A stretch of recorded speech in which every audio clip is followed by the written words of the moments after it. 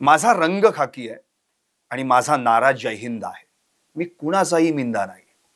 इतके वर्ष जी काही पोलीस दलात सेवा केली ते कर्तव्य म्हणून काम केलं आणि आजही तोच मान सन्मान लाभतो. त्याचं कारण हेच की फक्त आणि फक्त देशप्रेम आणि देशसेवेसाठी. अर्थात ही वाक्य आपण ज्यांच्या तोंडून याआधी अनेकदा ऐकलेली आहेत, ज्यांना आंतरराष्ट्रीय पुरस्कार सर्वायवर्स क्लब मेंबरशिप मिळाला ते भारतातले पहिले अधिकारी, ज्यांच्या नावावर 19 एन्काउंटर आहेत पण ते स्वतःच म्हणतात मी कधी आकड्यांमध्ये अडकलेलो नाही, मला त्यात कधीही समाधान मिळालं नाही. समाधान तेव्हाच मिळालं जेव्हा मी वेश्या व्यवसायात अडकलेल्या महिला मुलींना सोयीस्कररित्या नव्हे तर सुखरूपरित्या सोडवू शकलो आणि त्यांना त्यांच्या घरी परराज्यात असो परदेशात असो सुखरूपपणे पाठवू शकलो. त्यामुळे या संपूर्ण 34 वर्षात अशी उत्तम सेवा बजावणारे अगदी विरळा अधिकारी आहेत. त्यातलंच एक व्यक्तिमत्व आज आपल्या स्टुडिओमध्ये माझ्यासोबत आहे आणि आपण त्यांच्याशीच संवाद साधणार आहोत.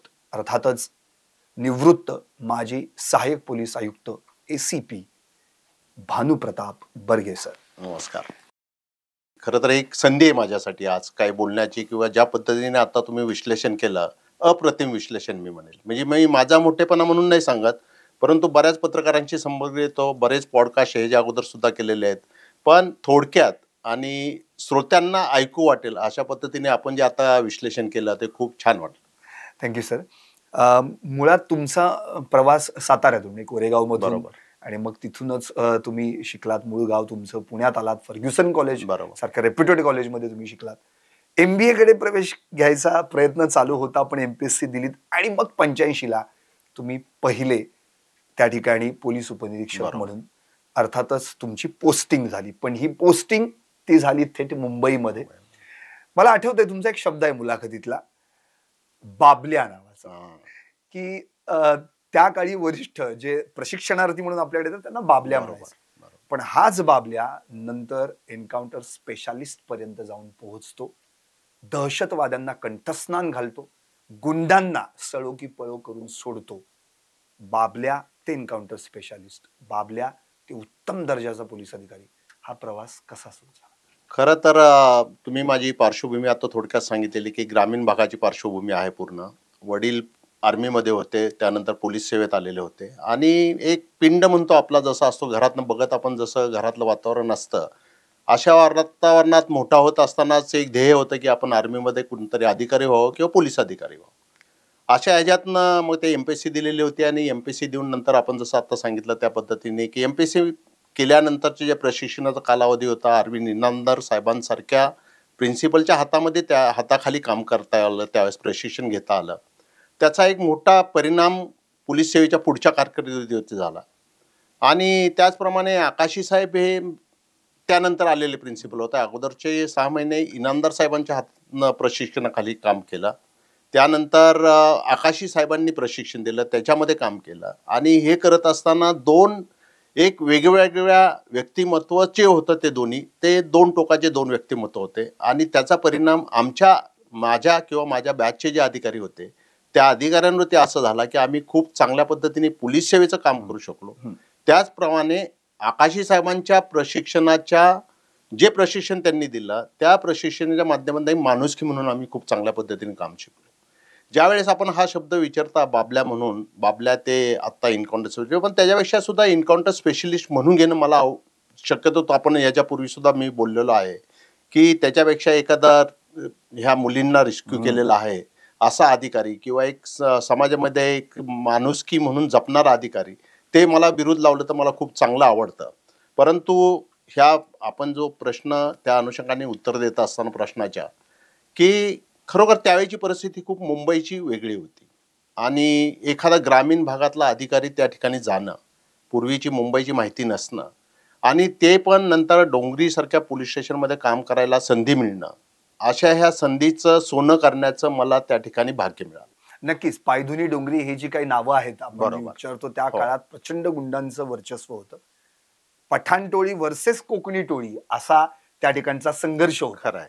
आणि तुमच्या काळात जे काही अगदी 85-86 पासून तुम्ही बॅचच तुमची 85ची, म्हणजे अगदी ज्याला आपण म्हणू की हाजी मस्तान, करीम लाला, युसुफ पटेल, नंतर बडा राजन, छोटा राजन, वरद राजन आणि मग दाऊद, अशी सगळी जी काही सगळी गुंडांची उतरंड आपण असं म्हणतो, या प्रत्येकाच्या पार्श्वभूमीचा जर भाग पाहिला तर कोणी नार्कोटिक्स मध्ये आहे, कोणी एक्स्टॉर्शन मध्ये आहे, कोणी स्मगलिंग मध्ये आहे. अशा गुंडांना टॅकल करणं आणि अशा ठिकाणी जाऊन त्यांच्या विरोधात आपल्या मोहिमा राबवणं आणि आपल्या देशाचं, राज्याचं संरक्षण करणं, यासाठी जे तुम्हाला गुरु लाभले ते नेहमी तुम्ही त्यांचं नाव घेता, श्याम कुंडलकर किंवा अंबादास पोटे. तर यांनी तुम्हाला त्यावेळी कसं ट्रीट केलं, मुंबई कशी दाखवली तुम्हाला? नाही, खरं तर आपण म्हणतो की विद्यार्थी घडवण्याचं काम हे शिक्षक करत असतात, एक भावी पिढी घडवण्याचं काम शिक्षक करत असतात. अशा ह्याच्यात नाही, भावी पोलीस ऑफिसर घडवण्याचं काम मला त्यावेळेस सुदैवाने मला खूप चांगले गुरु मिळाले, जे आता आपण नाव घेतलेलं आहे. श्याम कुंडलकर 1985-86 त्या 86च्या काळामध्ये होते. त्यानंतर पोटे साहेब जे होते, अंबादास पोटे, ते नंतरच्या एन्काउंटर जे आता म्हणतो आपण सगळे केले त्या काळामध्ये होते. आता जर आपण गुन्हेगारीचा जर पिरियड बघितला तर करीमलालापासून आपण सुरुवात केली, हाजी मस्तानपासून सुरुवात केली, तर त्यावेळेचे नामचीन गुंड होते. त्याच्यानंतरच्या काळातले जे गुंड आता आपण बघतो की छोटा राजांचं नाव घेतलं तुम्ही, त्यानंतर दाऊदचं नाव घेतलं, हे खूप नंतरच्या काळामध्ये, त्या काळामधला जवळजवळ एक 10 ते 20 वर्षाचा फरक आपल्याला त्या ठिकाणी वेगवेगळ्या पद्धतीची गुन्हेगारी त्या पद्धतीने आपल्याला समजून घेता येईल. परंतु खूप डिटेलमध्ये न जाता मी हे सांगेल की ज्या ठिकाणी तुम्हाला अशा पद्धतीचं वातावरण मिळतं त्या ठिकाणीच तुम्हाला घडायचा जास्त संधी उपलब्ध होतात. आणि सुदैवाने हे सगळे गँगस्टर असलेल्या भागातच माझी पोस्टिंग होती, त्याच्यामुळे मला ते चांगल्या पद्धतीने काम करता आलं. कसं काम करता आलं की जे टॉपचे अधिकारी होते ते नेहमी सबऑर्डिनेट ऑफिसर्स किंवा जे तुमच्या हाताखालचे अधिकारी असतील किंवा कर्मचारी असतील त्यांच्याद्वारे काम करून घेणं, त्यांच्या पाठीमागे ज्यावेळेस तुमच्या पाठीमागे कुणी खंबीरपणे उभा असतं त्यावेळेस तुम्हाला कुठल्याही काम करण्याची भीती राहत नाही. दुसरा महत्त्वाचा मुद्दा याच्यामध्ये असतो की ज्यावेळेस तुमचा हेतू चांगला असतो, जे काम करत असताना तुमचं इंटेन्शन खूप चांगला असेल तर त्या इंटेन्शन चांगला असताना जरी चुकून काही तुमच्याकडनं चुकीचं घडलं तरी त्याचा परिणाम तुमच्या कामावरती होत नाही. हा आत्मविश्वास त्या ठिकाणी मला निर्माण झाला आणि अशा ह्या आत्मविश्वासामधूनच मग नंतरच्या सगळ्या ज्या कारवाई आहेत त्या आपल्याला त्या करता आल्या. नक्कीच. तर आत्ताच तुम्ही ज्या गुरूंची नावं घेतली तसेच तुम्हाला उत्तम पोलीस कमिशनर पण लाभले, त्यांच्या हाताखाली तुम्ही काम केलं, मार्गदर्शनाखाली काम केलं.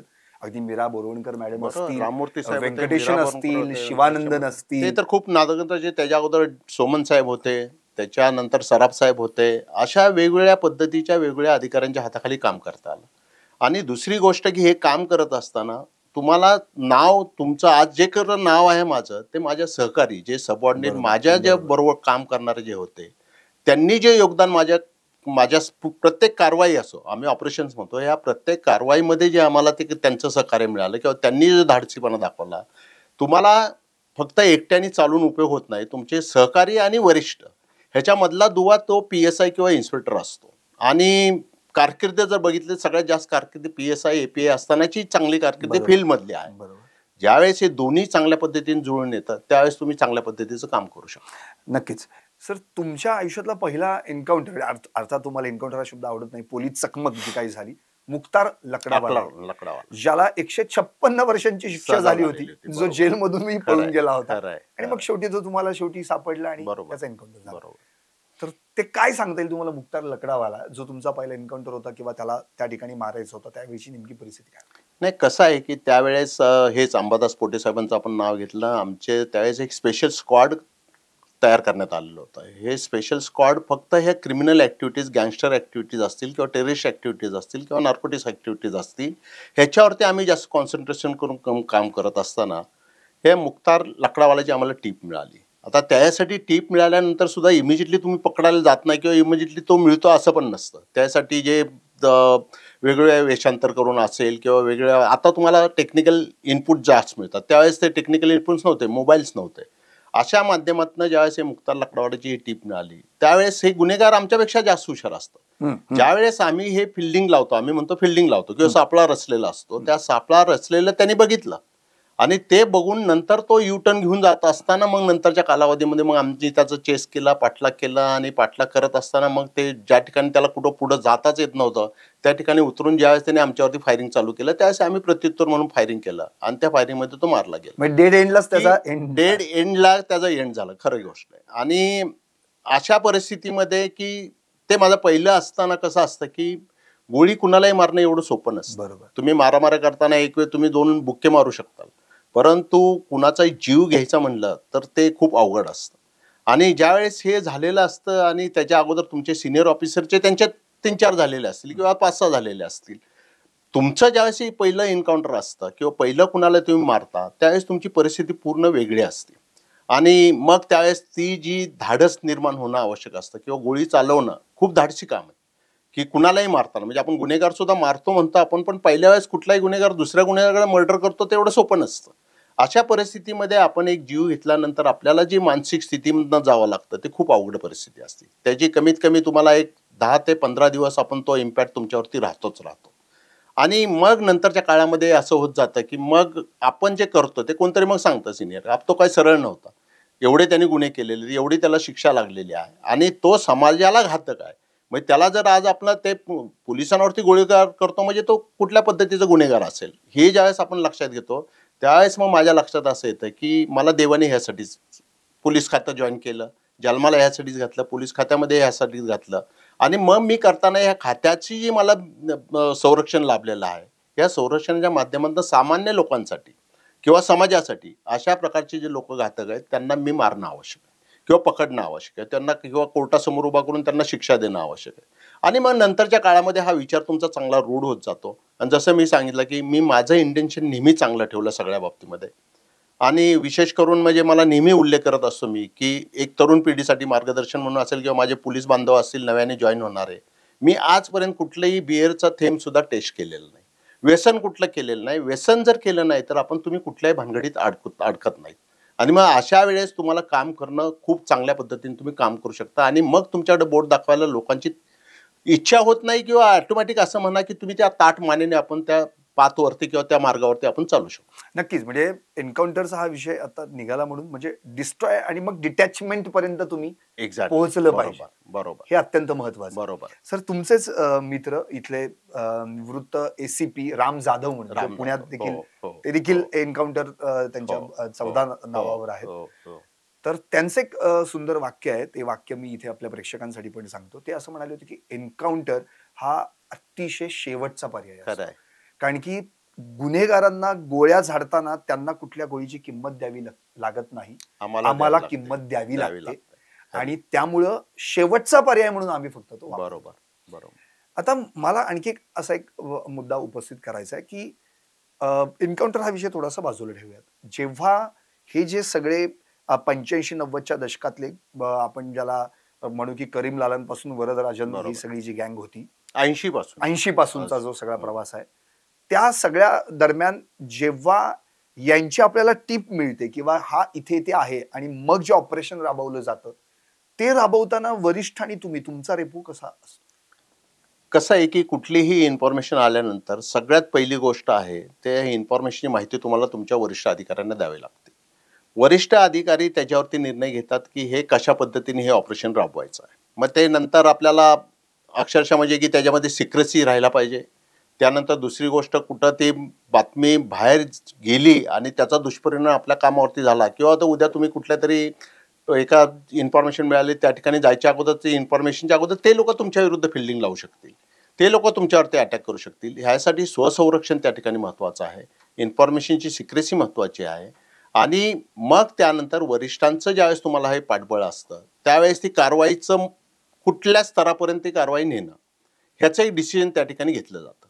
म्हणजे त्याला पकडल्यानंतर त्यांनी फायरिंग केलं तर आपण काय करायला पाहिजे, तो पळून जायचा प्रयत्न केला तर त्याला कसं चेस केलं गेलं पाहिजे, त्याचे दुसरे सपोर्टर कोण आहेत, त्याला नंतरच्या काळामध्ये येणारे पत्रकार तुम्ही लोक आहात की पत्रकारांचं त्या ठिकाणी दुसऱ्या दिवशी काय वार्तांकन असेल ह्याचा सगळ्याचा अंदाज बांधला जातो. आणि मग ह्या अंदाज बांधल्यानंतर मग त्याला पकडायला जाताना तुमची टीम कशा पद्धतीने असायला पाहिजे, तुमच्याकडे कुठले वेपन असायला पाहिजेत, बुलेट प्रूफ घालायचं नाही घालायचं, तुम्ही पोलीसच्या युनिफॉर्ममध्ये जायचं किंवा सिव्हिलमध्ये जायचं, अशा वेगवेगळ्या पद्धतीचे वेगवेगळे अँगल्स त्या ठिकाणी चेक केले जातात. आणि हे अँगल्स एकदा चेक झाल्यानंतर मग त्या गुन्हेगाराची पार्श्वभूमी, त्याच्या असोसिएटची पार्श्वभूमी, त्याला असणारं बळ, ह्याचा सगळ्याचा विचार करून त्याच्यावरती कारवाई किंवा पकडण्यासाठी आम्ही जात असतो. आता हे पकडण्यासाठी जात असताना तो एरिया महत्वाचा असतो की त्या एरियामध्ये आता समजा की तो एखादा, आता डोंगरीचंच मी उदाहरण देतो तुम्हाला. डोंगरीमध्ये जवळजवळ 90% मुस्लिम पॉप्युलेशन आहे. ज्यावेळेस तुम्ही एखादा मुस्लिम आरोपी त्या ठिकाणी पकडायला जाता त्यावेळेस ऑटोमॅटिक साहजिकच लोक त्या ठिकाणचे कोणतरी सपोर्टिव्ह असतील त्याला, किंवा रॉबिनहूड स्टाईल त्याची प्रतिमा असेल तर त्या ठिकाणी लोक तुमच्या अगेन्स्टमध्ये येऊ शकतील. आणि असं ज्यावेळेस घडत असतं त्यावेळेस तुम्हाला त्या ठिकाणचं अगोदरचं त्या ठिकाणी कोण महत्वाचे लोक आहेत त्या लोकांशी आपल्यातला कुणाचा संपर्क आहे. म्हणजे माझा हवालदार असेल, नामदेव हवालदार होता, अख्खा डोंगरीचं तो एकदम हाताच्या तळहाताच्या रेषेप्रमाणे सगळ्या तो सांगायची माहिती असेल ते. अशी जाणकार लोकांची माहिती तुम्ही त्यांच्याकडनं घेऊन त्याच्या पद्धतीने आपण त्या ठिकाणी तो प्रत्येक प्लॅन, प्रत्येक इन्काउंटर असेल किंवा प्रत्येक ऑपरेशन असेल किंवा प्रत्येक कुठल्याही गुन्ह्याचा तपास करत असताना ह्या सगळ्याचा जर अभ्यास करून तो तुम्ही त्या ठिकाणी केला आणि मग त्या ठिकाणी तुम्ही ते ऑपरेशन राबवलं तर तुम्हाला खूप ते सोयीस्कर जातं किंवा खूप चांगल्या पद्धतीने तुम्हाला त्याच्यामध्ये यश मिळू शकतं. नक्कीच. प्रेक्षक आणि बर्गे सर यांच्यामध्ये मी फक्त 1 मिनिट येतोय. खरं तर आपल्याला हे आठवत असेल, दहशतवादी कारवायांसाठी आपल्या देशात पहिलं ATS म्हणजे अँटी टेररिस्ट स्क्वॉड स्थापन झालं. त्या पहिल्या ATS मध्ये असलेले अधिकारी म्हणजे भानुप्रताप बर्गे सर. बरोबर. अर्थात याच दहशतवादी कारवायाच्या संदर्भामध्ये जी त्यांनी ऑपरेशन्स राबवली त्याबद्दलच त्यांना आंतरराष्ट्रीय पुरस्कार प्राप्त झाला, सर्वायव्हर्स क्लब मेंबरशिप, आणि ते पहिले पोलीस अधिकारी ठरले. मुळात सगळ्यात महत्वाचा मुद्दा हाच आहे की सरांनी आतापर्यंत जे काही आपल्याला सांगितलेलं आहे त्यात आणखी एक फक्त मी ऍडिशनल करतो, आणि ते ऍडिशन म्हणजे एन्काउंटर आणि मग ते बिरुद लावणं आणि मग तशी मिरवणारे अधिकारी आपण बरेच पाहिले. पण बर्गे सरांना याच्यात कधीच समाधान वाटलं नाही. समाधान त्यांना कुणाची तरी सुटका करण्यामध्ये, कुठल्या तरी एका मर्डर केस सॉल्व्ह करण्यामध्ये, कुणाच्या तरी घरातली चोरी मग ती 5-10 हजाराची का असेना पण त्याला ते परत मिळवून देण्यामध्ये हे खरं समाधान. आणि म्हणून ते आजही अनेक NGOsची अटॅच आहेत आणि हे त्यांचं अत्यंत महत्वाचं कार्य आहे. खरं आहे. सॉरी, मी आणि प्रेक्षकांनी तुमच्यामध्ये मी आलो, पण हे सांगणं फार गरजेचं होतं. नाही, खरं त्यातमध्येच आहे की तुम्ही आपल्याला सत्ता असते किंवा तुम्ही एखाद्या पदावरती कार्यरत असता, ह्या पदावरती काम करत असताना तुमच्याकडे अफाट शक्ती असते आणि ह्या शक्तीचा वापर जर तुम्ही चांगल्या कामासाठी केला तर नक्कीच आज जे तुम्हाला स्थान मिळालंय, किंवा सुदैवाने मी परमेश्वराचे आभार मानतो, माझ्या सर्व पोलीस खात्याचे आभार मानतो की लोकांना ओळख माझी कशामुळे झाली तर मी मला केलेलं माझ्या गुरुजनांनी मार्गदर्शन, माझ्या सहकार्याने केलेलं त्या ठिकाणचं सहकार्य, आणि अशा ह्याच्यातून मग ही प्रतिमा निर्माण होते, ते त्यातून निर्माण होते. आणि दुसरी गोष्ट की असं असतं की तुम्ही स्पर्धा असावी, अधिकाऱ्यांमध्ये स्पर्धा असावी, पण ते कुठल्या गोष्टींमध्ये स्पर्धा असावी ह्याला खूप महत्त्व असतं. आणि ज्यावेळेस की आपण सांगितलं त्यावेळी एक नाव घेऊन सांगतो की का तर त्या विद्यार्थ्याला शिक्षा झालेली, विशाल कुमार उपाध्याय, जो पाकिस्तानचा ISI एजंट बनला होता, हे त्यावेळेस ह्याच्यावरती केस केली आणि केस करून ज्यावेळेस कोर्टाने त्याला 7 वर्षाची सक्त मजुरीची शिक्षा दिली त्यावेळेस सगळ्यात जास्त मला आनंद झाला. त्याच्या अगोदर इन्काउंटर्स केले असेल पण त्यात तो आनंद मिळाला नाही जो ह्याच्यामध्ये आनंद मिळाला. जसं आपण सुरुवातीलाच उल्लेख केलात की बुधवार पेठेतून वेश्याव्यवसायातून मुली सोडवतात, प्रत्येक एक मुलीची कहाणी वेगळी, तुमचा एक एपिसोड त्याच्यावरती होऊ शकतो. उद्या आपल्याच घरातल्या कधी कुणी आपल्या मुलगी त्या ठिकाणी असू शकते, तिला पळून घेऊन जाऊन कुठेतरी अशा वेश्याव्यवसायाला लावू शकतं. की ह्या गोष्टींचा ज्यावेळेस तो 5,000ची चोरी झाली म्हणून तुमच्याकडे येतो, त्याच्या दृष्टीने 5,000 खूप मोठे असतात. एखाद्या वेळेस तुमच्या दृष्टीने ते काहीतरी व्हॅल्यू नसेल त्याची, किंवा ठीक आहे काय 5,000 तर चोरी झालेले आहेत तुझे, परंतु ज्यावेळेस मी ते 5,000 त्याला चोर पकडून मिळवून देतो त्यावेळेस त्याच्या चेहऱ्यावरचं जे आत्मिक समाधान असतं ते मला खूप आनंद देऊन जातं. नक्की.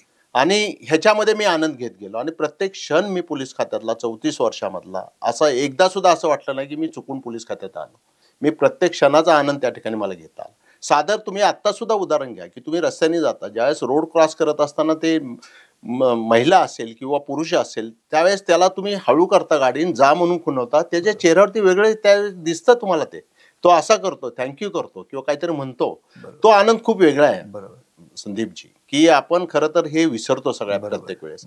आणि मग ज्यावेळेस हे पोलीस खात्यात काम करत असताना की ते झोपडपट्टीतली मुलं असतील, जे व्यसनांच्या आहारी गेलेली मुलं असतील किंवा त्यांना सोडवण्यात कित्येक गुन्हेगार, म्हणजे आज 22 गुन्हेगार असे आहेत तुम्ही ते प्रत्यक्षात चांगलं काम करताय मेन स्ट्रीम मध्ये आता चांगलं. आणि तुमच्याकडे जर त्याला सर्व्हिसला लावलेलं असेल ना तर तुम्हीच सांगता नंतर येऊन की साहेब माझ्याकडे 50 मुलं काम करतात, पण या 50 मुलांपैकी सगळ्यात इमानदार कोण असेल तर हा जो तुम्ही मला माझ्याकडे लावलेला मुलगा आहे, ज्याची पूर्व पार्श्वभूमी गुन्हेगारीची, तो सगळ्यात जास्त आला, तो आनंद वेगळा. आणि मग ह्यातून तुमची जी आज समाजामध्ये स्थान तुमचं निर्माण होतं, कुठलेही राजकीय असो, कुठले लोक, प्रत्येकाला मान असतो.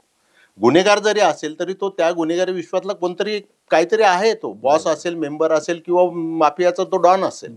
परंतु अशा व्यक्तींना हँडल करताना प्रत्येकाचं टेक्निक जर आपण पोलीस खात्यात आम्हाला शिकवलं जात आहे, शिकवताना त्याचा वापर आम्ही नंतर विसरतो. हे ज्यावेळेस आपण शिकतो ना, त्यावेळेस तुम्हाला खरोखर पोलीस खात्यासारखं खातं नाही कुठलंही काम करायला. सामान्य माणसांपासून अंबानींच्या घरामध्ये ज्यावेळेस ते सगळं बॉम्बलाची तयारी होती, तिथपर्यंत तुमचा त्या लोकांपर्यंत संपर्क सगळ्यांचे येत असतो. झोपडपट्टीपासून ते उद्योगपतींपर्यंत तुमचा संपर्क येत असतो. अशा वेळेस ती मदत करणं आपल्याला जमलं ना, तर खरोखर सांगतो की प्रत्येक काम तुम्हाला आनंद देऊन जातं. नक्कीच. आपण अनेकदा भाजी मंडीमध्ये जातो, त्यावेळी आपण वेगवेगळ्या भाज्यांचे ढीग लागलेले पाहतो. अगदी गवारीचा ढीग असेल, बटाट्यांचा ढीग असेल, वांग्यांचा ढीग असेल. पण अफवाणी चरदचा लागलेला ढीग जर तुम्ही आम्ही बघितलं नसेल, पण तो सरांनी पाहिलाय. चारनळ म्हणून जे काही डोंगरीमधला भाग आहे सर, ते काय आहे नेमकं? चारनळ खरं तर त्यावेळेस करीमलाला हे टॉपचं, म्हणजे दाऊद तर कशातच नव्हतं त्यावेळेस. आपण जे दाऊद टोळी, पठाण टोळी, कोकणी टोळी असं सांगितलं, त्याच्या अगोदरची जे पार्श्वभूमी डोंगरीची आणि ह्याची होती, ते करीमलाला हा नार्कोटिक्समध्ये सगळ्यात जास्त अफगाणिस्तानमधून आलेली होती. पठाण टोळी जी होती ते सगळे मुंबईमध्ये स्थायिक झालेले होते. त्या काळामध्ये चरस आणि देशामध्ये सगळ्यात मोठा व्यापार जर कुठला होता असेल तर गांजाचा आणि चरचा. त्यावेळेस हे ब्राऊन शुगर, मॅपेड्रॉन वगैरे आता जे आपण सगळे प्रकार ऐकतो ते हेरोईन वगैरे असे प्रकार त्यावेळेस नव्हते. त्यावेळेचा हा व्यापार करणारा जो करीमलाला होता, तो हा डोंगरी भागामध्ये राहणारा होता. आणि ह्या डोंगरी भागामध्ये की देशातील खूप ठिकाणचे लोक यायचे, आपल्या पुण्यातनं काही जायचे, की ते परचेस करताना ते चरस तिथं ओरिजिनल मिळायचा, खूप हाय क्वालिटीचा चरस मिळायचा, गांजाचा चरस मिळायचा. आणि जसे आपण आता म्हणतो की एक चांगली गवार असेल, ऑर्गेनिक असेल, किंवा कुठल्या शेतामधनं कुठल्या तरी वसईवरनं आली किंवा आपल्या सांगलीवरनं आली म्हणून आपण समजतो चांगली आहे, सासवडचे सीताफळ आहेत असे समजतो. अशा पद्धतीचे वेगवेगळे त्या ठिकाणी चारनळ भागामध्ये, त्या गल्लीमध्ये त्या ठिकाणी ते व्यापारी बसलेले असायचे आणि उघडपणे हा सर्व व्यवहार त्या ठिकाणी चालायचा. त्यावेळेस नार्कोटिक्सचं एवढा स्रोत नव्हतं की कदाचित तुम्हाला माहिती असेल किंवा नसेल, आपल्याला लहान मुलाला सुद्धा आपण चरस त्यावेळेस म्हणजे अफूची गोळी अफूची गोळी उघडून द्यायची, का तर त्याला झोप चांगली लागावी आणि त्यांनी सदृढ चांगले तब्येत चांगली राहावी म्हणून. अशा पद्धतीने त्या ठिकाणी जास्त वापरायचं. एक व्यसन म्हणून कमी वापर, कमी ठिकाणी जाणारं, पण असे एक देशातल्या वेगवेगळ्या भागात जाणारा म्हणून हा व्यापार त्या ठिकाणी चालायचा. आणि मग त्या ठिकाणी जसे आता आपण उल्लेख केला, अशा प्रकारचे ते ढीग लावून त्या ठिकाणी चरसची मंडईच म्हणता येईल. मंडई अशी अख्खी चरसची नसायची की सगळेच काय चरस घेऊन बसलेले नसायचे, पण बऱ्यापैकी त्या ठिकाणचा हा व्यापार जो होता तो बाकीच्या व्यापाऱ्यांबरोबर सुद्धा हा व्यापार जास्त त्या ठिकाणी चालला जायचा. म्हणून त्याचा उल्लेख ते त्या काळामध्ये त्या बरेच लोक, त्यावेळेच्या जुन्या लोकांना ही माहिती आहे की डोंगरीमध्ये हे प्रकार असं चालायचं किंवा हे असं होत असायचं. त्या जसं करीमलाला ह्याच्यामध्ये होता तसं हाजी मस्तान जो होता तो स्मगलिंग मध्ये नंतर आलेला. अगोदर वरदराजन जो होता तो बुटलिंग मध्ये, दारू व्यवसायामध्ये होता, की ते फक्त तेवढ्याच व्यवसायाशी संबंधित होतं. त्याने युसुफ पटेल होता तो स्मगलिंग, हाजी मस्तान युसुफ पटेलची काय एक दुसऱ्यांची सुपारी देण्यापर्यंत झालं, एक दुसऱ्यावरती फायरिंग करण्यापर्यंत झालं. त्या काळामध्ये की पठाण टोळी ही जी होती ती नार्कोटिक्समध्ये वापर करणारी होती. सगळ्यात जास्त मोठं प्रस्त त्यांचं जर कुठलं होतं तर ते डोंगरीमध्ये होतं. पठाण टोळीचा व्यवसाय एक तर नार्कोटिक्समध्ये होता, तसंच सुपारी किलिंगमध्ये होता. की खरं गँगवर चालू झालं ते ज्यावेळेस या पठाण टोळीने दाऊदचा सगळ्यात मोठा भाऊ शाबीर त्याला ज्यावेळेस मारलं त्यांनी प्रभादेवीला गोळ्यांनी, त्यावेळेस त्यांची खरं दुश्मनी चालू झाली. नंतर समद खान मग नंतर एक दुसऱ्यांचे ते मारत गेले. आणि मग नंतर मग दाऊदवरती अटॅक ज्यावेळेस झाला, दाऊद पळून गेला. मग नंतर त्यांनी सगळ्यांना एकत्र केलं, बाबू रेशीम असेल, छोटा राजन तर नंतर आला, अगोदर बडा राजन होता. अरुंगवळी सुद्धा एकेकाळी तुम्हाला माहित नसेल, अरुंगवळी दाऊदच्या टोळीमध्ये होता.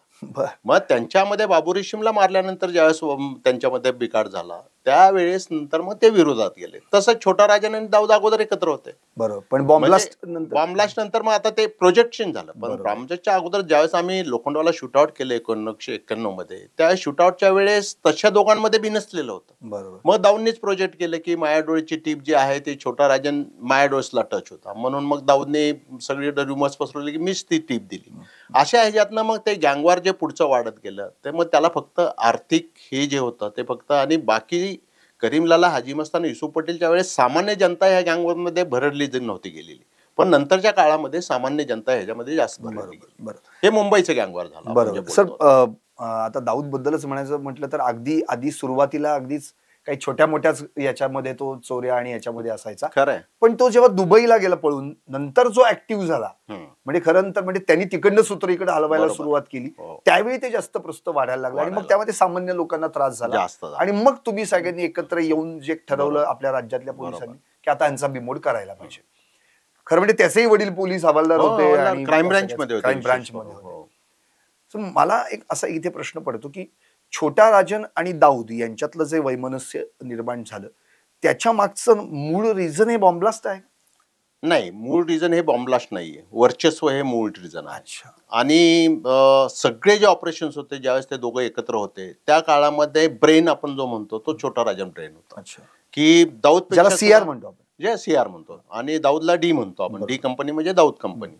हा सीआर किंवा नंतर त्याची नावं बदलत गेली, कुणी शेठ म्हणायला लागलं, कुणी बरोबर. नाना म्हणायला लागलं. तर हा छोटा राजन ज्या वेळेस त्याला तिथं जाणवायला लागलं की आपली पोझिशन छोटा शकेल मोठा व्हायला लागला. नेहमी गँग्स मध्ये तुम्ही कुठल्याही गँग्स घ्या, तू मोठा का मी पुण्यात मोठा. तू मेटा नाही, एक वेळ ते अशी येते की माझ्यामुळे हे सगळं चालतंय असं ज्यावेळेस तुम्हाला अच्छा, वाटायला अच्छा, लागतं. अच्छा. त्यावेळेस दाऊदला ते पाकिस्तानी ISI एजंटच्या तो कॉन्टॅक्ट मध्ये आलेला होता. ब्लास्टच्या अगोदरची गोष्ट सांगतो, 93च्या ब्लास्ट. ज्यावेळेस हे सगळं चालू होतानाच त्यांच्यामध्ये आपसामध्ये वर्चस्वाची लढाई सुद्धा चालू झालेली होती आणि मग माझ्याशिवाय इकडे खंडणी मागितली गेली. दाऊदनी क्वेश्चनिंग ज्यावेळेस छोटा राजनला चालू केलं किंवा ह्याच्यात मर्डर तुम्ही माझ्या परमिशन शिवाय का केला. जर आपण कंपनी नावाचा पिक्चर बघितला बरोबर, तर त्याच्यामध्ये सुद्धा हे दाखवलेलं आहे की हे ज्यावेळेस त्यांच्यामध्ये व्हायला लागलं त्या छोटा राजनला जाणवलं की इथं आपल्याला धोका होऊ शकतो आणि छोटा शकील ज्यावेळेस थोडं जास्त त्या कंट्रोलिंगच्या हातामध्ये घ्यायला लागला त्यावेळेसच त्यांचं बिनसलेलं होतं. पण 93 मध्ये थोडा बेस मिळाला आणि त्या बेसला मग नंतर मग काही आपले केंद्रीय संस्था आहेत, एजन्सीज आहेत, या केंद्रीय संस्थेने छोटा राजनला अप्रोच करून त्याला आपल्याकडे ओढण्याचा प्रयत्न केला आणि मग त्यातून मग जे हिंदुत्ववादी डॉन म्हणून आपण ती प्रतिमा तयार झाली की मुस्लिम आणि हिंदुत्ववादी असा जो आपण त्या ठिकाणी विभागणी केली आणि मग त्यातून छोटा राजनला मग तिथनं दुबईवरनं पळून गेला, नंतर बँकॉकला गेला, बँकॉकवरती थायलंडमध्ये अटॅक झाला, नंतर मग त्याला परत दिल्लीमध्ये आणायचं काम आपल्या सेंट्रल एजन्सीच्या माध्यमातूनच करण्यात आलं. त्याच्या अगोदर त्यांनी मग दाऊदची लोक त्यांनी उडवायची, त्यांनी दाऊदने ह्याचे लोकांचं एन्काउंटर करायचं. म्हणजे कुकरेजा असेल समजा की मिर्झा बेग तर नेपाळमध्ये मारला गेला, मिर्झा बेग दाऊदसाठी काम करायला लागला. मग सेंट्रल एजन्सी सुद्धा काय की आपण जे काम करतात ते अशा गुन्हेगारी काही संघटनांना हाताशी धरून जे आम्ही कायदेशीररित्या काय करू शकत नाही अशा पद्धतीने त्यांच्याकडून अशी काही कामं करून घेतली जातात आणि त्यात मग छोटा राजनचा वापर केला गेला आणि मग नंतर छोटा राजनला संरक्षण पण देण्यात आलं. उदाहरणार्थ तो गणेश शेट्टी जो शरद शेट्टी दुबईत मारला गेला, तिथपर्यंत आपण पोहोचू शकत नाही. सुनील सावत्या जो होता तो पोहोचू शकत नाही. परंतु की एक काळ असा होता की ज्यावेळेस असा प्लॅन केला गेला की दाऊदला तिथं जाऊन मारायचं प्लॅनिंग पण झालेलं होतं, गँगस्टरच्याच माध्यमातून झालेलं होतं. परंतु ते पोलिसांमधल्या आपसल्या काही याच्यामुळे ते फेल झालं. कदाचित आपण जर बोरवणकर मॅडमचं पुस्तक वाचलं तर आपल्याला त्याच्यावरती चॅप्टर तो आहे लिहिलेला की अशा माध्यमातून की कधी कधी आम्ही मुंबईत सुद्धा हेच केलं की एक दुसऱ्यांच्या ह्याच्यात जेवढे मरतात तेवढे मरू द्या, मग बाकीचे आपण अशा पद्धतीने सुद्धा काम झालेलं होतं. ते परिस्थिती त्या त्यावेळेची कशा पद्धतीची असतील आणि मग वरिष्ठ आणि मग राजकारण्यांचा सपोर्ट कसा असेल, मग राजकारण्यांपेक्षा सुद्धा सत्ताधारी जी असते त्या ठिकाणी बसलेले त्यांचा सपोर्ट तुम्हाला कशा पद्धतीचा मिळतोय अशा पद्धतीने ती कामाची जी असते रूपरेषा आखली जाते ती ह्या सगळ्या गोष्टींच्या माध्यमातून विचार करून मग त्याचं माध्यम हे पोलीस असतं आणि मग पोलिसांच्या माध्यमातून ते रस्त्यावरती ऑन स्ट्रीट म्हणतो आपण ते राबवलं जातं. सर आताच तुम्ही मीरा बोरवणकर मॅडमच्या मॅडम कमिशनर या पुस्तकाचा उल्लेख केला.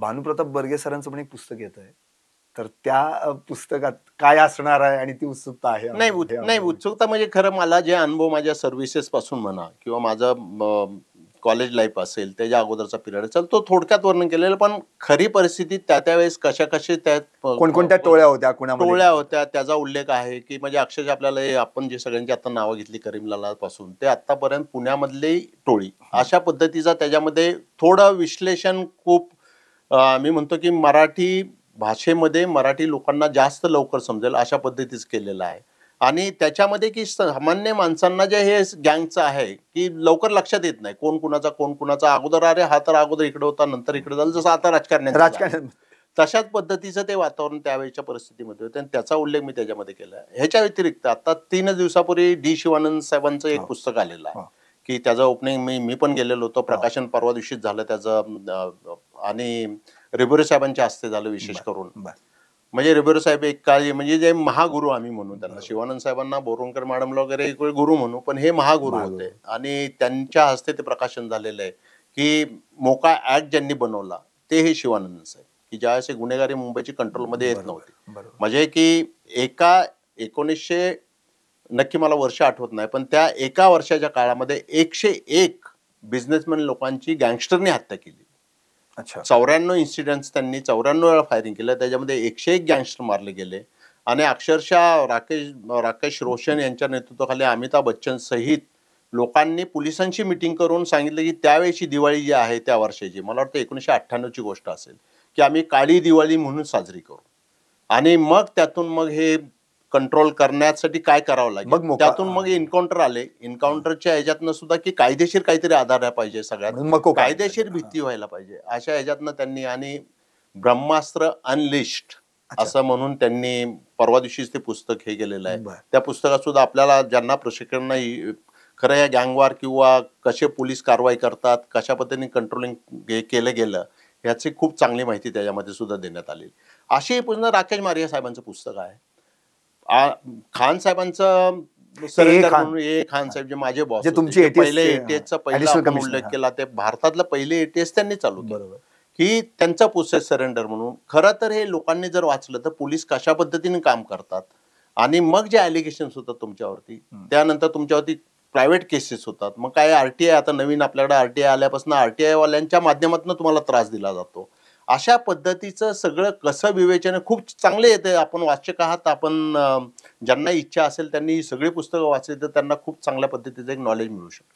सर म्हणजे बर्गे सर आले आणि माया डोळस आणि दिलीप बुवा यांचा उल्लेख नाही झाला तर ते अर्धवट मुलाखत राहील, कारण द शूट ॲट लोखंडवाला जो काही एन्काउंटर झाला होता ते नेमकं काय घडलं होतं. म्हणजे आम्ही आता सिनेमाच्या माध्यमातून पाहिलो, पण अर्थात ती लिबर्टी असते त्या सिनेमाला, त्यामुळे तिथे अतिरंजित वगैरे करून दाखवलं जातं. प्रत्यक्षात नेमकं काय? प्रत्यक्षात असं होतं की एक लोखंडवाला त्यावेळेस नव्याने उभारत होतं. लोखंडवाला एरिया जो आहे तो पॉश एरिया म्हणून समजला जात होता आणि त्या ठिकाणी एक जे व्यावसायिक बांधकाम व्यावसायिक होते, त्या बांधकाम व्यावसायिकाला माया डोळसने 50 लाख रुपयाची डिमांड केलेली होती.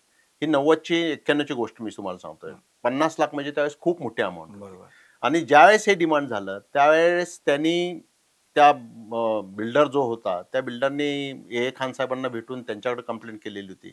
आता जे अंबादास पोटे साहेब वगैरे कवी साहेब होते, आप्पासाहेब कदम म्हणून जे होते, असे सगळे खूप वरिष्ठ अधिकारी बसून ते कशा पद्धतीने हँडल करायचं हे ठरलं. ज्यावेळेस कंप्लेंट आल्यानंतर मग त्यावेळेस मोबाईल नव्हते, मोबाईलचा वापर म्हणजे टेक्नॉलॉजीचा लँडलाईनच होत्या. लँडलाईनवर या धमक्या इंटरसेप्शन म्हणून चालू होतं. त्यावेळेस आम्ही हे MTNL मध्ये क्षीरसागर नावाचा एक आमचा ऑफिसर त्या ठिकाणी MTNL मध्ये बसला. मुद्दाम नाव घेऊन सांगतो का तर नंतरच्या जे रुमर्स आले त्या कशा खोट्या आहेत ते मला या ठिकाणी सांगायचं. की क्षीरसागरने ज्यावेळेस तो कॉल ऐकला त्यावेळेस त्यांनी सांगितलं की साहेब आता बघ त्या बिल्डरच्या ऑफिसमध्ये हा कॉल आलेला आहे, तो या स्वाती बिल्डिंग मधून या नावाने फ्लॅट आहे, त्या फ्लॅट ओनरच्या लँडलाईन फोनवरून तो कॉल गेलेला आहे. आता ही जी यावेळेस माहिती खान साहेबांना मिळाली त्यावेळेस साहेबांनी, मी तर त्या बिल्डरच्या ऑफिसमध्ये बसलेलो होतो त्यावेळेस, कारण मला प्रोटेक्शन म्हणून त्या ठिकाणी थांबवलेलं होतं. आणि ज्यावेळेस बाकीचे अधिकारी, नॉर्थ रिजन ऑफिस आमचं कार्टर रोडला होतं, राजेश खन्नांचा जो बंगला होता त्या शेजारी, त्या ऑफिसमधून काही अधिकाऱ्यांना मग जे कसं प्लॅनिंग करायचं काय करायचं हे ठरवायसाठी आणि रेकी करायसाठी म्हणून पाठवलं.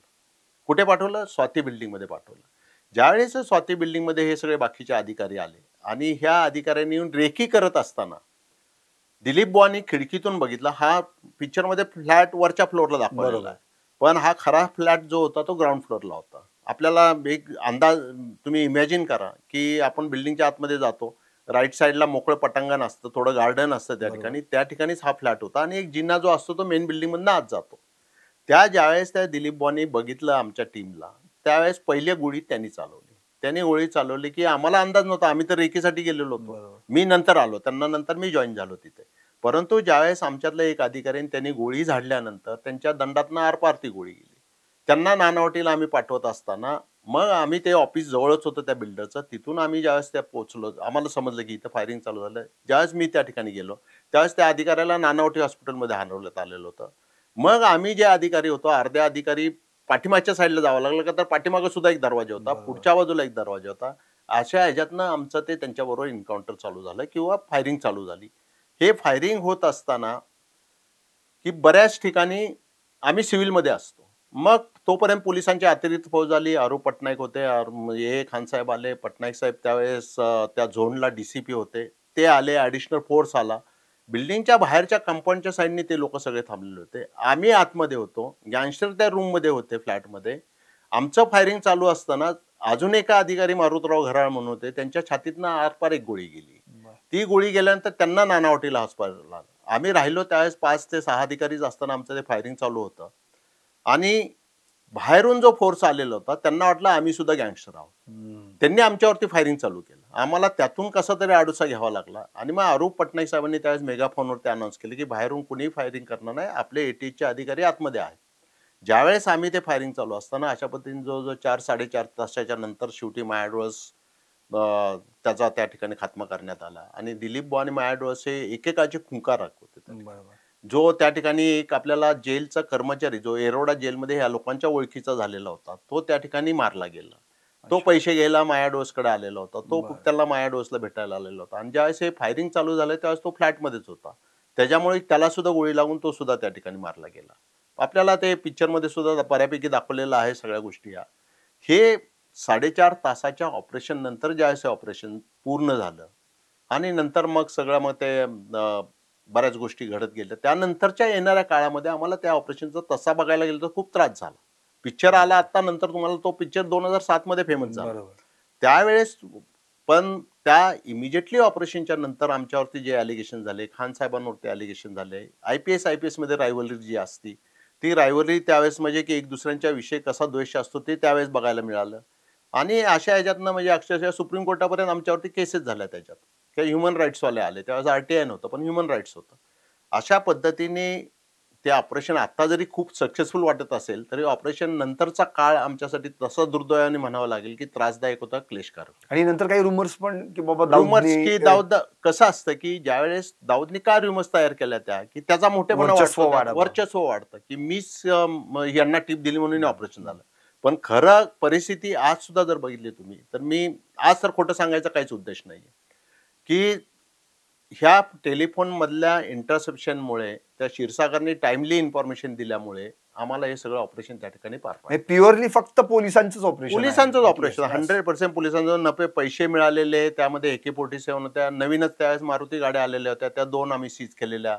मग प्रतिस्पर्धी ह्यातनं कसं असतं की तुमच्या बरेच अंतर्गत क्लेश जो असतो, अंतर्गत तुमचं एक दुसऱ्यांच्या बद्दलचं मत असेल, त्यातून मग बाहेर आलं की खूप पैसे होते त्या ठिकाणी, पैसे लांबवले गेले. नंतर मग हे टीप दाऊदकडनं आलती, असे रुमर्स आल्यावर पण नंतर कालांतराने सगळं ते खोटं आहे असं प्रत्येकाला समजलं. इन्क्वायऱ्या झाल्या त्याच्यामध्ये आणि बऱ्यापैकी सगळं सत्य सगळ्यांसमोर त्यावेळेस आलेलं होतं. आणि पिक्चर नंतर हा घटना जरा जास्त फेमस. बरोबर सर. अशीच एक मोठी कारवाई जी तुमच्या आयुष्यातली अतिशय महत्वाची समजली जाते ती म्हणजे खलिस्तानी दहशतवादी.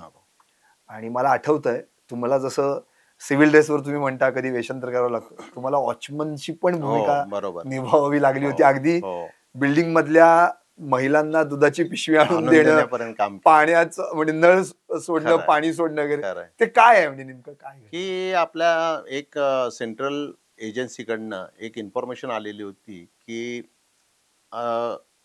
अरुण वैद्य साहेब आपले जनरल जे होते त्यांना मर्डर आपल्याकडे पुण्यामध्ये झालेलं होतं. तो शीख दहशतवाद्यांनी केलं होतं. अरुण वैद्य हे इन्चार्ज ऑपरेशन मध्ये होते की ज्यावेळेस ह्या त्यांचे जिंदा आणि रंगा म्हणून त्यांचा जो किलर्स होते ते आपल्या एरोडा जेलमध्ये होते. आर्मी चीफ जनरल होते, आर्मी जनरल म्हणले. आणि त्या मारेकऱ्यांना पकडून नंतर मग एरोडा पुन्हा पोलिसांनीच पकडलं होतं. विशेष करून त्यांना एरोडा जेलमध्ये ठेवण्यात आलेलं होतं. आणि एरोडा जेलमध्ये ते शिक्षा भोगत असताना काही टेररिस्ट ऑर्गनायझेशन जे होत्या पंजाबी, म्हणजे की खलिस्तान देश स्वतंत्र देश निर्माण होण्यासाठी काम करतात, बबलू खालसा वगैरे, बब्बर खालसा बब्बर असेल, खालसा वगैरे. हा, की खलिस्तान कमांडो फोर्स, हे खलिस्तान कमांडो फोर्सचे होते. ह्यांनी असं प्लॅन केलं की धीरूभाई अंबानी यांना किडनॅप करायचं. अच्छा. त्यावेळेस रिलायन्स खूप फॉर्म मध्ये होता बरोबर. किंवा नवीन नवीन आलेलं. तर धीरूभाई अंबानी आणि पी.व्ही. नरसिंहराव त्यावेळेस हे होते की देशाचे पंतप्रधान होते.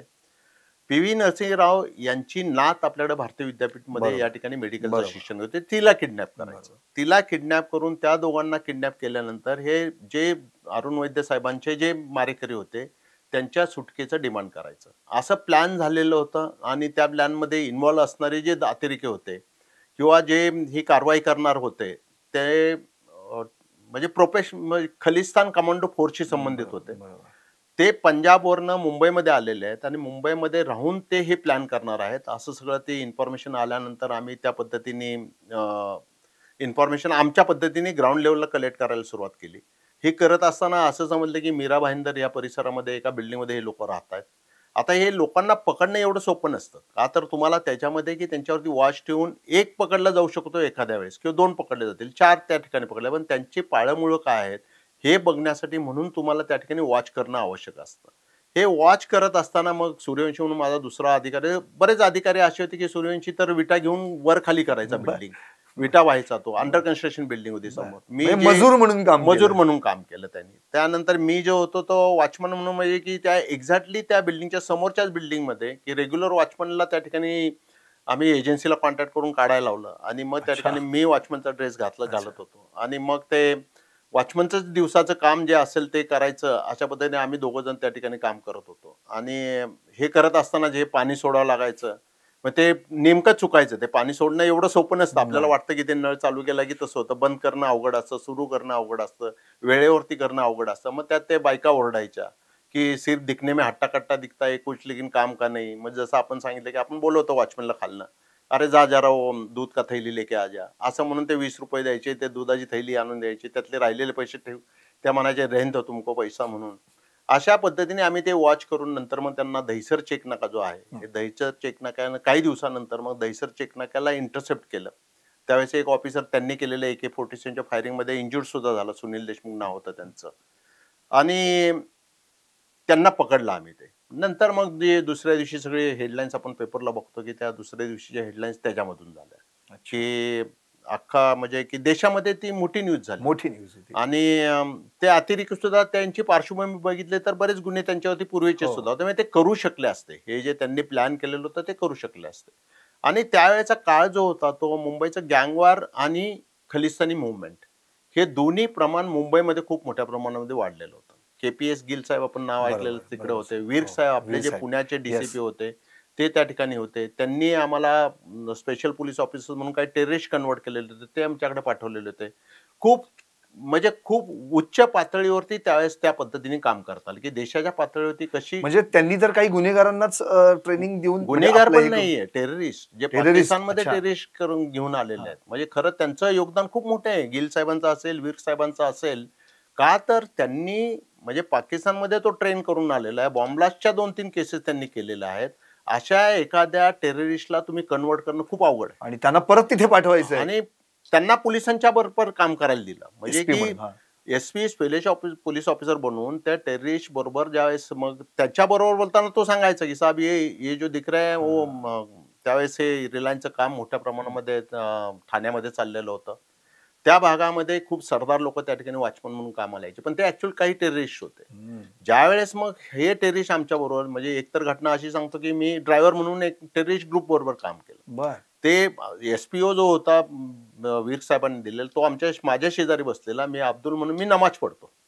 पूर्ण मस्जिदमध्ये जायचो नमाजाच्या वेळेस, मस्जिद पडायचो आणि तसं वेषांतर पण केलेलं. असं वेषांतर करून त्यांचा ड्रायव्हर म्हणून मी होतो. अजून एक राजा मांडगे म्हणून ऑफिसर होता. तर असे दोघं आम्ही ड्रायव्हर म्हणून काम केलं. ते सरदारजीचीच गाडी सांगायचो. त्यानंतर स्पेशल पोलीस ऑफिसर सांगायचं की ये कुछ प्रॉब्लेम नाही, ये हमारे लोग. आणि मागं AK-47 घेऊन खरोखर जे टेररिस्ट नंतर आम्ही भांडूप खिंडीपाड्यात मारले, ते टेररिस्ट मागं AK-47 घेऊन बसलेले असायचे. अशा बरोबर त्यांच्याबरोबर ड्रायव्हर म्हणून काम करा आणि सगळं उच्च पातळीवरती चाललेलं की हे एक वेगळा त्यावेळेचा अनुभव होता. कधी काही होईल काही सांगता येत नव्हतं. आणि ज्यावेळेस हे अशा पद्धतीने काम करत होतो त्यावेळेस या स्पेशल पोलीस ऑफिसरच्या माध्यमातून मोठे टेररिस्ट जे होते की जे मोठा ऍक्ट आणा होते बॉम्बलासारखा. नंतरचा 26/11 वगैरे तर नंतर झाला, परंतु अशा प्रकारचे ऍक्ट त्याच वेळेस झाले असते. ते थांबवण्याचं काम किंवा हे टेररिस्ट नंतर भांडूप खिंडीपाड्याच्या ऑपरेशनमध्ये मारले गेले, ज्याच्यात आमचा एक कॉन्स्टेबल भास्कर सोंजे तो सुद्धा मारला गेला, शहीद झाला. म्हणजे आपण की अशा पद्धतीने हे नियोजन केलं जायचं, त्या ठिकाणी प्लांटेशन केलं जायचं ऑफिसचं, आणि प्लांटेशन करत असताना खूप केअरफुली प्लांटेशन. आणि ह्याच्या बाबतीमध्ये खान साहेबांचा, राममूर्ती साहेब कमिशनर होते त्यावेळेस, त्यांचा हात कुणी धरू शकणार नाही. जे राममूर्ती साहेब आपल्याकडे पुण्यात सुद्धा डीसीपी म्हणून, की अशा पद्धतीने अशा लोकांच्या मध्ये हे फील्ड काम करत असताना जो सहसा पोलीस खात्यातल्या अधिकाऱ्यांच्या वाट्याला येत नाही, अशा पद्धतीचा अनुभव त्या ठिकाणी. तुमचं भाग्य की तुम्हाला अशा अधिकाऱ्यांचा आणि सहकारी सुद्धा तसेच होते, की ज्यावेळेस आम्ही तो ट्रॅप लावायचा, जयसिंगराव पाटील होते, कवी साहेब होते, मोहम्मद कवी म्हणून.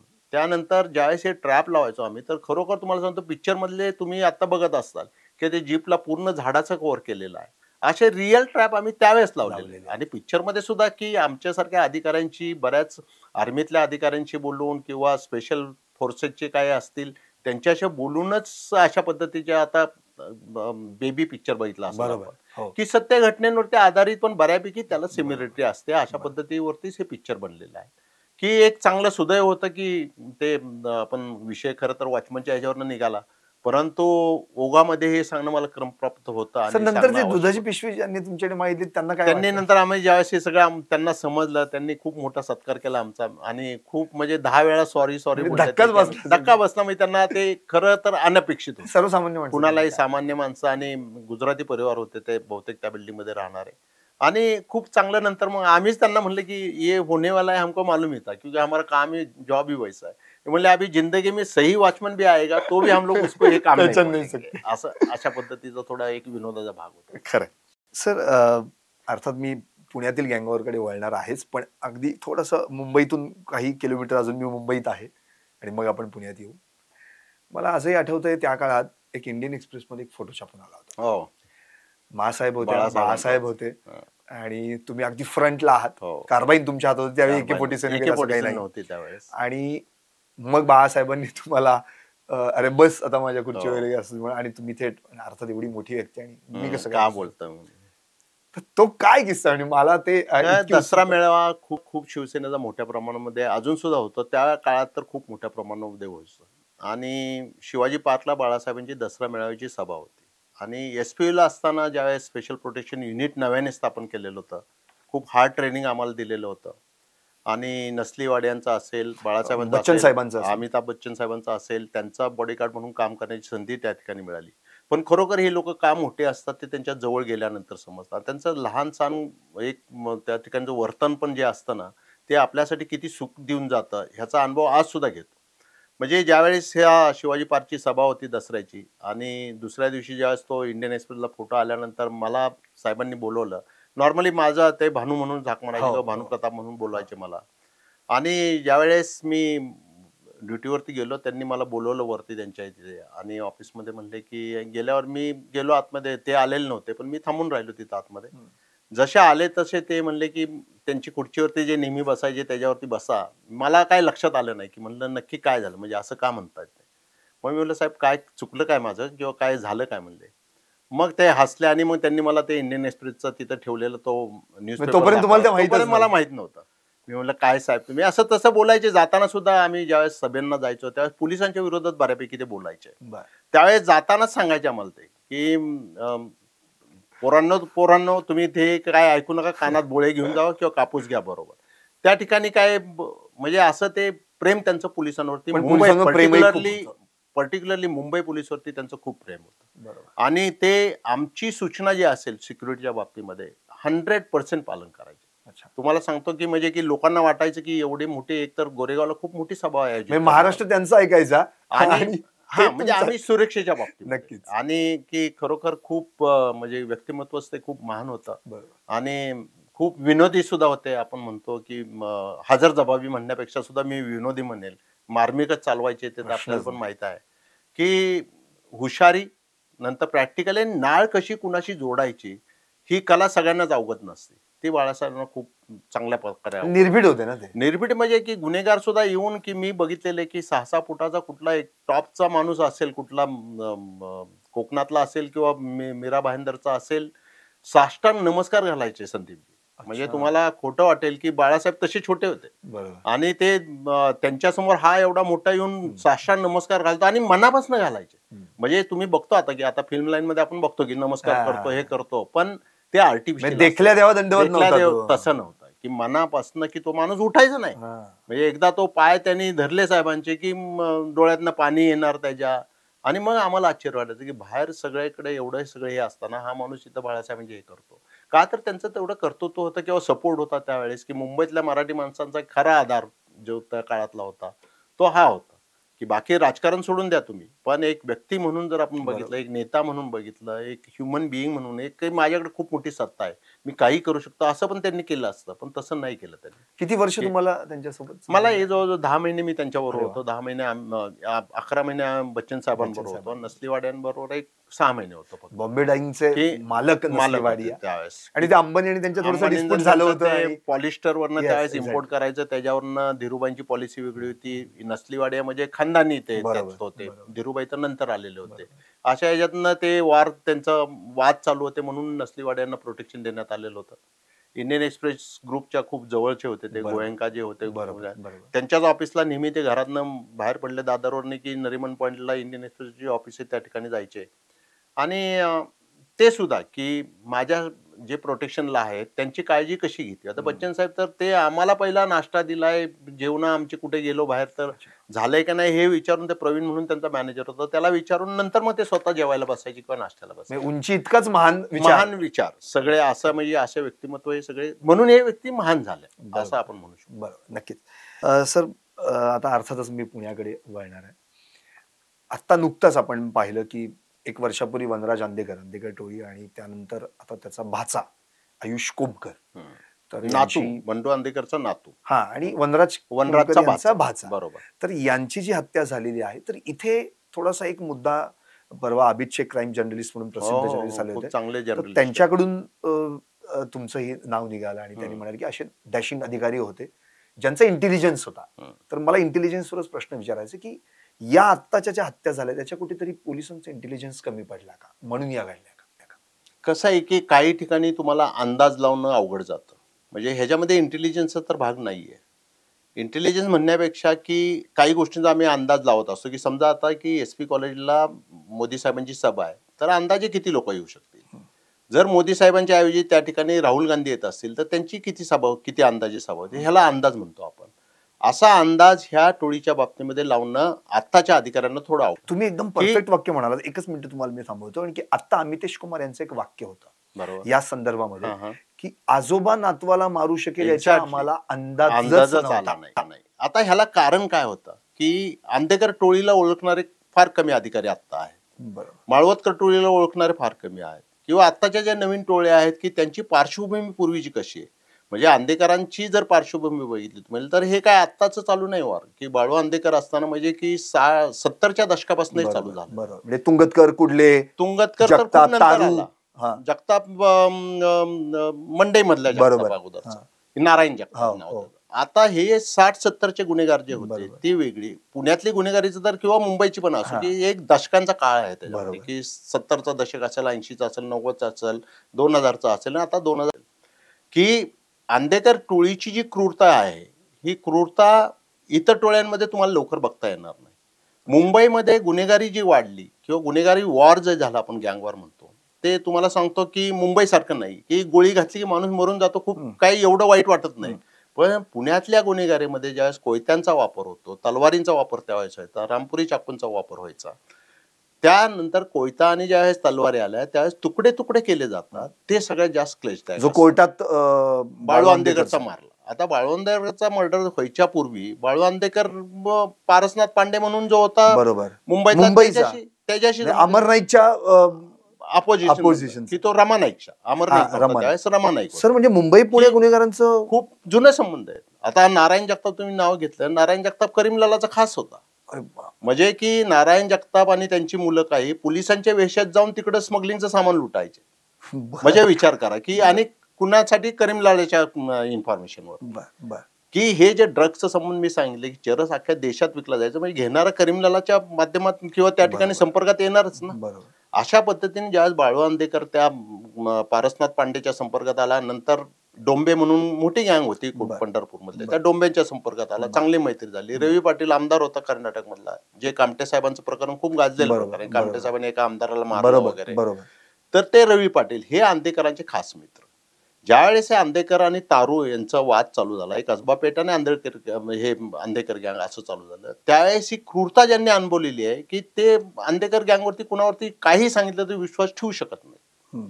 आणि ज्यावेळेस तर आता हे तर गँगवर बाजूला राहिलं, एक कौटुंबिक कौटुंबिक झालं. अशा पद्धतीने हे जे पुण्याचं आपण जे म्हणतो ते पुण्याची गँगवरची सुरुवात सुद्धा जर आपण बघितली अशी तर खूप काही आर्थिक फायद्यासाठी म्हणून झालेलं नव्हतं.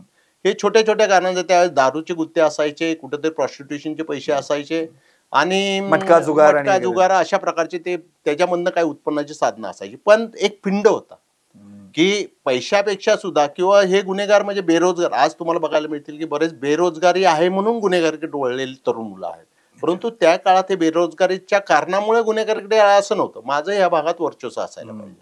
म्हणजे ते रामपुरी बंधू असतील, त्यानंतर मग वेगवेगळे गुन्हेगार, त्यानंतर आत्ताच्या टोळ्यांपर्यंत आपण वेगवेगळी नावं घेऊ शकतो.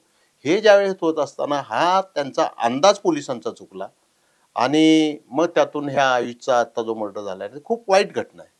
पण झालं काय यातून की तुमच्या माझ्यासारख्याला माणुसकीचा विचार करतो म्हणून आपल्याला ते वाईट वाटतं, परंतु आंदेकर टोळीचा आज दहशत एवढी मोठी झाली की जो स्वतःच्या नातवाला मारू शकतो तो कुणालाही मारू शकतो. ही भीती लोकांच्या सामान्य माणसाच्या मनामध्ये निर्माण झाली. आता ही भीती कशी दूर करतील पोलीस, त्यांच्याकडे काहीतरी असेलच प्लॅनिंग की ह्याला कंट्रोलिंग करताना जसं त्याला तिथनं मिरवणूक काढली, गुडघ्यावरती बसवलं, अशा पद्धतीची त्याची भीती नष्ट करणं हे खूप आवश्यक आहे. त्याचीच काय, कुठल्याही गँगची भीती ज्यावेळेस सामान्य लोकांमध्ये असतीच, म्हणजे सामान्य माणूस कुठल्याही भानगडीत पडायला नसतो तयार. आणि मग ह्याच्यातून पोलिसांचं कंट्रोलिंग, जसं मी सांगितलं की मोका ज्यावेळेस चालू झाला, एन्काउंटर मुंबईत चालू झाले त्यावेळेस गँगवर संपलं, तसं पुण्यामध्ये आता खूप स्ट्रिक्ट पद्धतीने फक्त मोका लावून फक्त जेलमधनं जर ते ऑपरेट करत असतील तर अजून चांगलं आहे त्यांना. का तर मी जेलमध्ये आहे, त्यांनी प्लॅनिंग करताना तसं केलं. जे प्रत्येक टोळीची पार्श्वभूमी असते आणि त्याचा थोडा अभ्यास असणं आवश्यक आहे, अशा अधिकाऱ्यांची आपल्याला या ठिकाणी पुण्यामध्ये. सर नक्की जातो. मी मकोकाचा विषय निघाला म्हणून 2023 मध्ये अमिताभ गुप्ता कमिशनर होते आणि त्यांनी मकोकाचं शतक केलं आणि कितीतरी टोळ्यांवर, मला आठवते 697 त्या टोळ्यांमधल्या गुन्हेगारांवर मकोका लागला. 2 वर्ष होऊन गेली, पुण्यातली गुन्हेगारी कुठे संपली आहे? म्हणजे तुम्ही मकोका लावला हा फक्त कागदोपत्री झालाय. बरोबर. म्हणजे याचा अर्थ अजूनही कोयता गँग आहे, अजूनही आपण टोळ्यांची वर्चस्व पाहतोय. मग हे मकोका लावणं आता फक्त नुसतं नावाला झालंय असं मला वाटतं. काय असतं की ऍडव्हान्टेज त्याच्यामध्ये असं आहे की मी नेहमी त्यासाठी मी सांगतो आकड्यांच्या ह्याच्यामध्ये मी कधी अगदी बरोबर. आणि आज त्याच्यामुळे जो मान सन्मान राहिला तो ह्या आकड्यांमध्ये न अडकल्यामुळे माणसं. आणि आम्ही पत्रकार मंडळी मात्र 97, 98, 99 शतक अशी मोजत तुमचं काम पण आहे ते. म्हणजे असं नाही की पत्रकारांची काही चुकी आहे त्याच्यामध्ये, की जे होतात त्याचा आकडा तुम्ही टाकता आणि मग मला त्या आकड्यांमध्ये मला ज्यावेळेस समाधान वाटायला लागतं त्यावेळेस मी फसत जातो. की जे आता आपण गोष्टी फक्त त्यातनं एक चांगलं काय झालं की ज्यावेळेस मोका लागतो तुम्हाला त्यावेळेस तुम्ही बेलवरती लवकर बाहेर येत नाही. कंट्रोल करतानाचं एक आहे की जेवढा आरोपी जेलमध्ये जास्त राहील तेवढं त्याला बाहेरचं थोडं कंट्रोलिंग करणं किंवा गँग चालवणं त्याला सोपं जाईल. अशा पद्धतीने आपण म्हणतो तसं की तुम्ही म्हणता की गुन्हेगारी कमी झालेले जगामध्ये पूर्वापाल, म्हणजे की अगदी आपण चाणक्यांचा काळ घेतला त्यावेळेपासून सुद्धा गुन्हेगारी आहेच. रामराज्यात सुद्धा गुन्हेगारी होतीच. आज आपण जर म्हणलं की गुन्हेगारी जगामधनं कधीही नष्ट होऊ शकत नाही, त्याला कंट्रोल करणं हे खूप महत्वाचं असतं.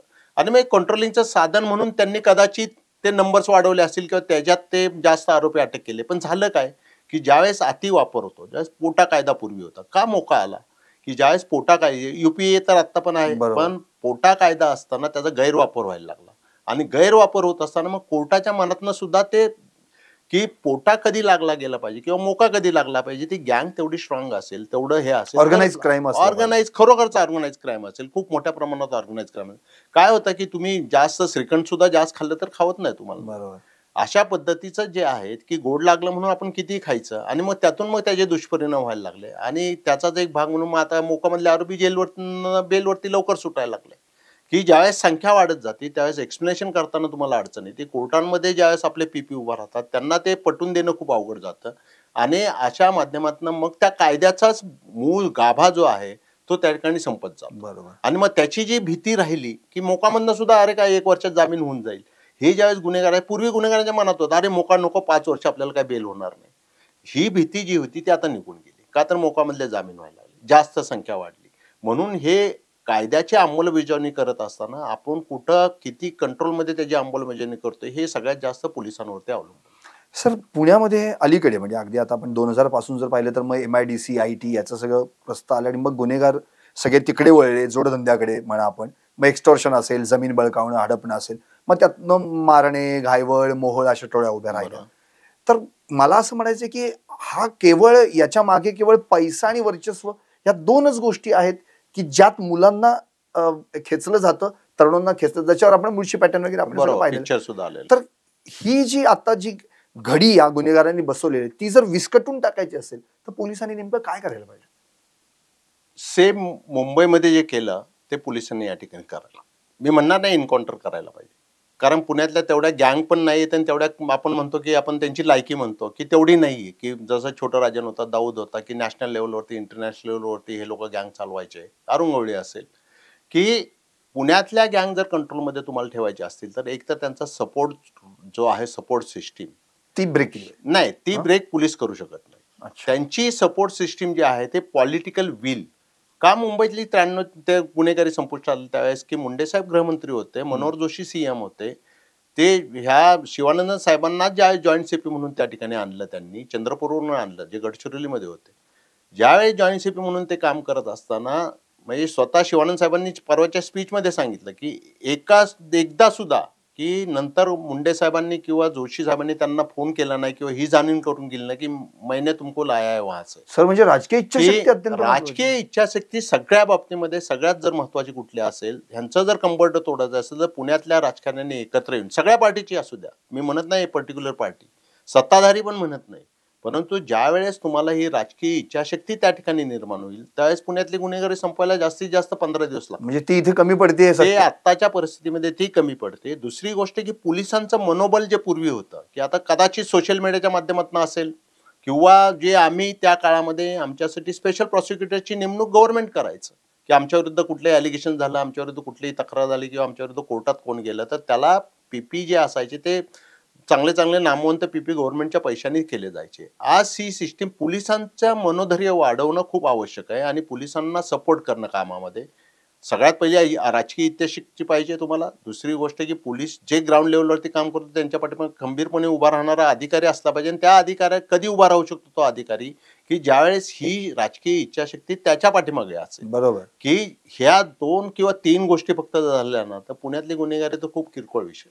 सर मुळात आता तुम्ही तो उल्लेख केलात म्हणून, पण आजकाल हेच गुंड राजकारणात प्रवेश करतात, राजकीय नेते त्यांचा प्रवेश घडवून आणतात आणि पुढे हेच नगरसेवक आणि काय काय होतात. म्हणजे मला हे म्हणायचं की आता मी तर म्हणतो गुंडांची पुढची स्टेप आता राजकारण असंच झालेलं आहे. नाही काय आहे की गुंडांनी कुठल्या क्षेत्रात जर त्यांनी गुंडगिरी थांबवायची आणि दुसऱ्या कुठल्या क्षेत्रात काय करायचं असेल, खरोखर चांगल्या पद्धतीने काय करायचं असेल, कायदेशीर बनवायचं तर त्याला कुणीही अडू नये किंवा उलट सपोर्ट करावं. हे माझं वैयक्तिक मत आहे. जसं मी सांगितलं 22 गुन्हेगार आपण त्या ठिकाणी बाहेर काढून चांगल्या पद्धतीने जीवनक्रम आता ते करतात, आयुष्य जगतात. परंतु आताच्या परिस्थितीत काय झालंय की पहिला तो गँग मेंबर असतो, गँग मेंबर असता असता असता हळूहळू तो एवढा क्राईम करतो की तो गँगचा लीडर होतो. गँगचा लीडर झाल्यानंतर तो काय करतो की कुठल्या तरी पॉलिटिकल व्यक्तीला सपोर्ट करतो. स्टार्टला पॉलिटिकल व्यक्तीला सपोर्ट करत असताना ते पॉलिटिकल व्यक्ती त्याला सपोर्ट करते आणि हे करत असताना ऑटोमॅटिक लँड डिलिंग असतील, आता पैसा खूप इझी झालाय, तुमचा बाकी बेकायदेशीर धंदे चालू असतील त्यांच्याकडनं हप्ते वसुली असेल, अशा माध्यमातून त्याच्याकडे पैसा पण खूप येतो, राजकीय थोडं पाठबळ होतं आणि मग तो हा विचार करू लागतो की जर माझ्या नावावरती किंवा माझ्या दहशतीवरती संदीप सोनवणे निवडून येत आहेत तर मग मीच त्या ठिकाणी का उभा राहू. आणि अशा याच्यातनं मग त्याचं पदार्पण हे राजकारणात होतं. मग संदीप सोनवणे जो समोरचा कोणी व्यक्ती असेल तो सुद्धा घाबरतो त्याला शेवटी की तो सांगतो की आता मलाच उभा राहायचे, तूच मागं घे. का तर त्याच्या पाठीमागे ती ताकद असते जी त्याच्या जीवावरती तो निवडून येत असतो. अशा ह्या सर्व हे चक्र जे आहे हे असं चालत राहतं. आणि मग आज सगळेच काय नगरसेवक सगळेच काय आपण राजकारणातले व्यक्ती अशा नाही आहेत, परंतु ज्या कोणी व्यक्ती आहेत त्यांना आत्ताच सगळ्या पार्टीतल्या सगळ्या वरिष्ठांनी निर्बंध घालणं खूप आवश्यक. सर पण याच्यातूनच सर वाल्मिक कराड सारखी माणसं, वाल्मिक कराड तर खूप किरकोळ आहे. आपण जर UP बिहारचा जर गँगवरचा अभ्यास केला तुम्ही तर त्या ठिकाणी जो 45 गुन्हे दाखल असणारा त्या ठिकाणी समाज कल्याण मंत्री होतो, बिहारची परिस्थिती, आणि त्याच्यानंतर त्या मंत्रालयाच्या ऑफिसमध्ये मर्डर होतो की असे तुम्ही जर तो अभ्यास केला तर मुख्तार अन्सारी हम्म. की कित्येक अशी नावं घेण्यासारखी कित्येक, ते आज सुद्धा राजकारणात असणारे, त्या ठिकाणी मंत्री असणारे, त्यांच्यावरती 40-40 गुन्हे युपी बिहारमध्ये आहे. आपल्याला जर आपला युपी बिहार होऊन द्यायचा नसेल, आता कदाचित ते सुधारायला लागलेत की योगी आदित्यनाथ आल्यापासून ते सुधारायला, पण आपण वेगळ्या दिशेने चाललेलो. पर्टिक्युलर महाराष्ट्राची गोष्ट सांगतो. महाराष्ट्रात हा प्रकार कधीच नव्हता.